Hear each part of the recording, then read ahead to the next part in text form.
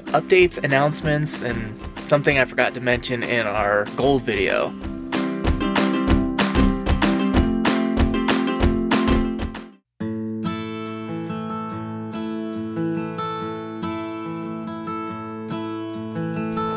Clara, there you are.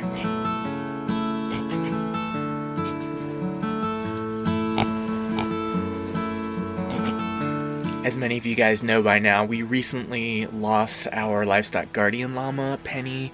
She died unexpectedly. The response to that video, the support that we've gotten from that was just absolutely amazing.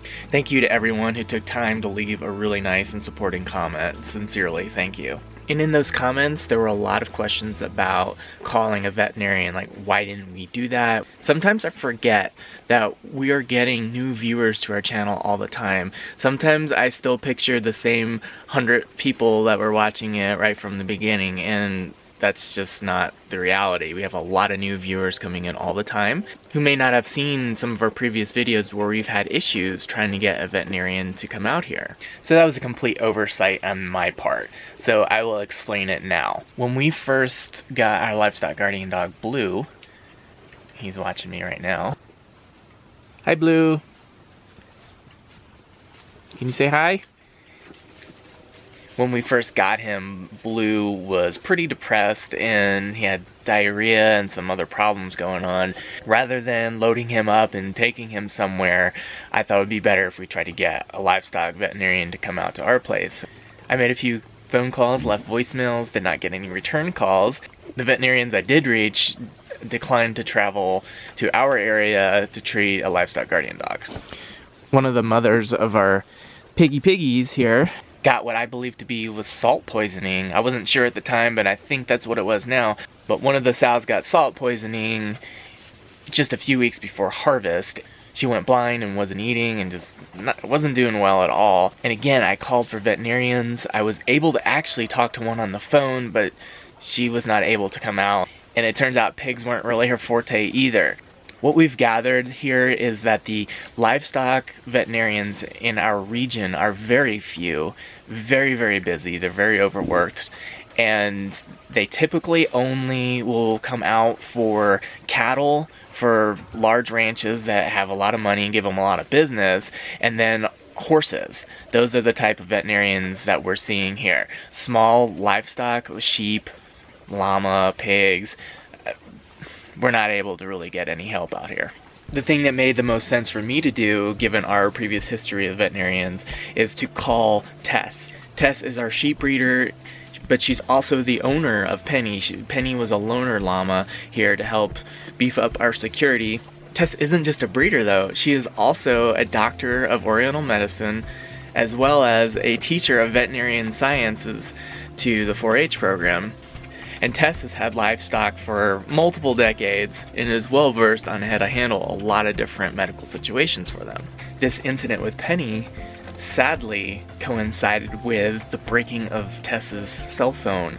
She had an old flip phone, it somehow got smashed right as this was happening, and I called and I left a few different voicemails for her that she never received, or perhaps received after the fact. A few days later, I'd gotten in touch with Tess. She had gotten a new phone by then, but of course it was too late for anything to have been done.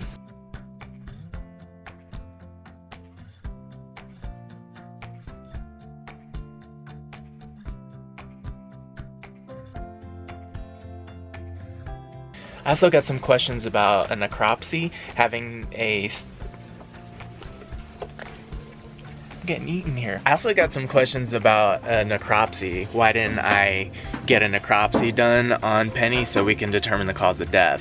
There were some reasons for that. One kind of links back to what we just talked about with getting a veterinarian out here. It wasn't going to happen for them to be able to come out here and do it on site, especially right after a major snowstorm. The roads were not in good condition. The other reason is the facility that we would have to take the animal to have it done is over 3 hours away. It's not just down the road kind of thing. It's an over 3 hour drive through some pretty bad areas that we'd have. So it's over 3 hours to get there, And again, treacherous road conditions at the time. It was best just to get Penny's body off of the property as soon as possible. We didn't want to leave her here to where her scent might start attracting predators and cause the other animals to get harm. And also, we didn't know what she died from. We don't know if it was some kind of weird disease, so we definitely wanted to move her and get her gone as quickly as possible. And I admit, it was a really sad, undignified ending to an otherwise very dignified, beautiful animal. So it was a heartbreaking situation all around, and we just did the best we could with it, with what we had at the time and the circumstances at the time.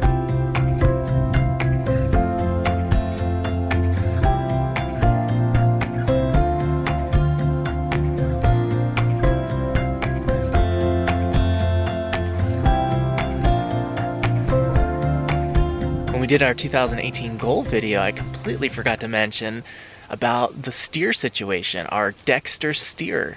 As some of you might remember from last summer, we were originally supposed to get a Dexter dairy cow. That fell through for a couple different reasons. The deposit we put down on the dairy cow, we decided to have transferred over to a steer. There were a lot of timing issues with getting the steer here last fall. The breeder from whom we purchased the steer was not able to transport the steer here all throughout the fall and most of the winter. So the steer is going to be overwintering still back at its original farm, and I believe we'll be coming here in the early spring. I'm not really sure on the timing of it all yet, but we'll still be getting our steer here in 2018. Now for a fun announcement I have for you guys. I'm going to be doing a giveaway, the Farmstead Meatsmith package giveaway. The package consists of the full Butcher Salt printed volume. These are a collection of Brandon sheards. Brandon is the owner of Farmstead Meatsmith. These are a collection of his precepts that he's put together on all things meat smithing. So it has the Butcher Salt. It also has a DVD copy of To Kill a Pig Nicely, which is Brandon's video that takes you step by step through the hog harvest process, and it's just about in real time, so you can see how long the process takes him per hog. There's also a Farmstead Meatsmith poster, magnet, and Murray Carter's knife sharpening DVD. This is how Brandon learned to sharpen knives by hand using sharpening stones.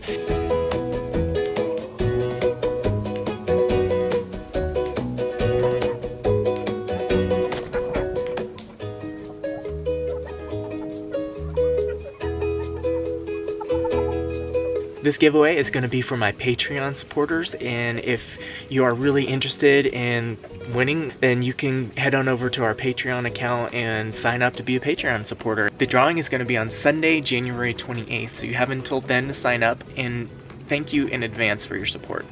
Blue thanks you also. Right, Blue?